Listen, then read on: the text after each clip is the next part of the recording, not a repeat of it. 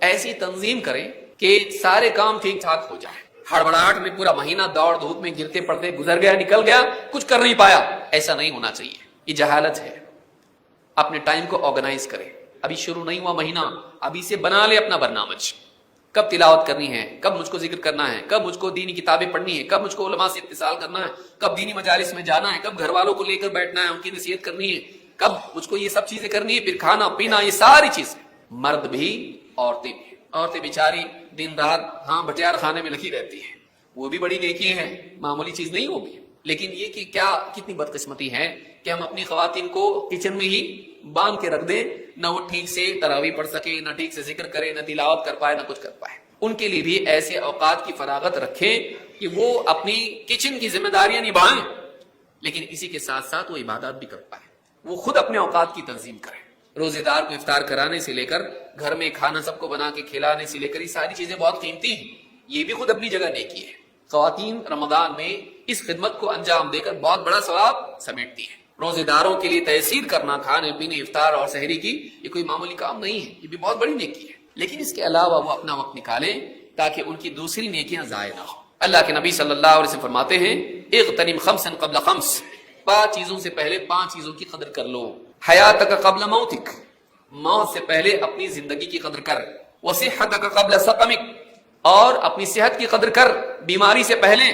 وفراغک قبل شغلک، اور اپنی فراغت کی قدر کر. فری ٹائم تیرے پاس ہے اس کی قدر کر لے، اس کا صحیح استعمال کر بزی ہونے سے پہلے، مشغول ہونے سے پہلے. وشبابک قبل حرمک، اپنی جوانی کی قدر کر بڑھاپے سے پہلے. اس سے پہلے کہ تو بوڑھا ہو جائے اور کچھ نہیں کر پائے، جسم کمزور ہو جائے، جوانی میں نیکیاں کر لے. وغناک قبل فقرک، اور اپنی مالداری کی قدر کر لے اس سے پہلے کہ تیرے اوپر فقر آ جائے. بعض اوقات مالدار ہوتا ہے، بہت ساری نیکیوں کے امکانات ہوتے، نہیں کرتا، ٹالتا رہتا ہے، اور پھر اچانک کچھ حادثہ ہوتا ہے، نقصان تجارت میں ہوتا ہے. جہاں تھے واپس آ گئے، موقع تھا نہیں کر پایا، حج نہیں کیا، عمرہ نہیں کیا، صدقات و خیرات نہیں کیا، بہت ساری نیکیاں تھی نہیں کیا. اب واپس غریب کا غریب. جب تھا کر لیتا، ایسا بھی جانے والا تھا ویسا بھی جاتا. تو مالداری کی قدر کر فقر و فاقہ آنے سے پہلے. یعنی یہاں بتایا گیا ہے نعمت چھیننے سے پہلے اس کی قدر کر اور اس کا صحیح استعمال کر. انسان کی بدقسمتی یہ ہے جب تک چیز چھینتی نہیں اس کی قدر آتی نہیں. لوگوں کو بھی آپ دیکھیے، ماں باپ کو دیکھیے، جب تک ماں باپ ہوتے ہیں بدسلوکی کرتا ہے، جب دنیا سے چلے جاتے ہیں اکیلے میں بیٹھ کے روتا ہے.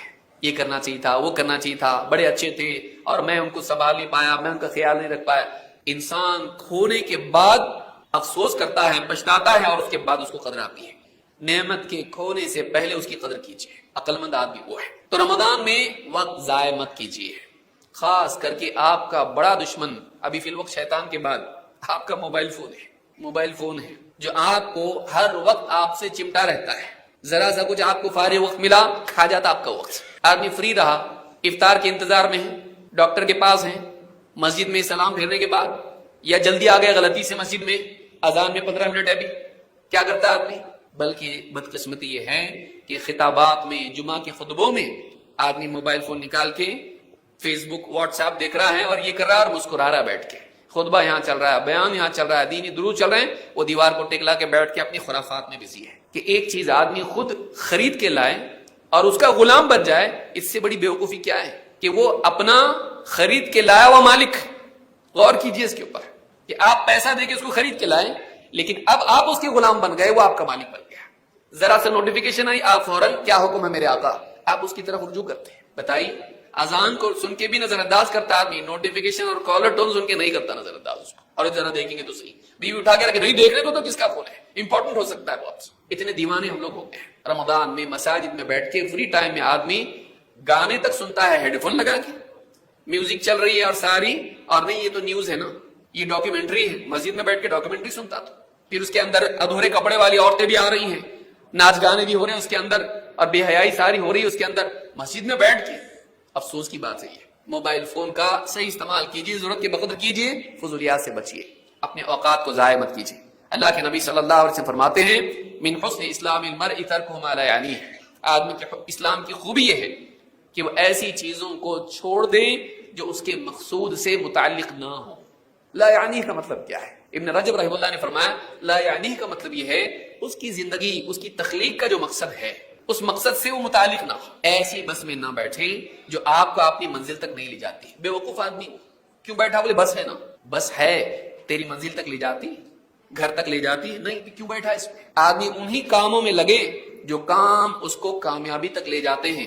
ابن مسعود رضی اللہ عنہ فرماتے ہیں انی اکرہ ان ارى الرجل فارغا لا فی عمل دنیا ولا آخرہ. مجھے بات بالکل پسند نہیں ہے کہ میں کسی انسان کو اس طرح فارغ دیکھوں کہ وہ نہ دنیا کے کام میں ہو نہ دین کے، بس ایسے ہی فضول وقت ضائع کر رہا ہے.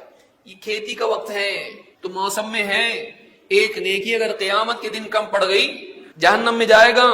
وَأَمَّا مَنْ خَفَّتْ مَوَازِينُهُ فَهُوَ فِي فَأُمُّهُ هَاوِيَةٌ. اس کی نیکیوں کا پلڑا ہلکا ہو گیا، گناہوں کا پلڑا بھاری ہو گیا، جہنم میں جائے گا.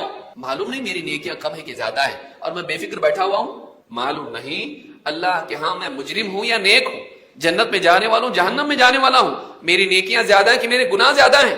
میری موت آ جانے والی ہے ابھی یا کل اور میں بے فکر پڑا ہوا ہوں، ٹائم پاس کر رہا ہوں. میں تیاری نہیں کر رہا اپنے آپ کو بچانے کے لیے. میرا وارنٹ نکلا ہوا ہے اور میں یہاں بے فکر بیٹھا ہوا ہوں. سوچئے، وقت کو ضائع نہ کریں.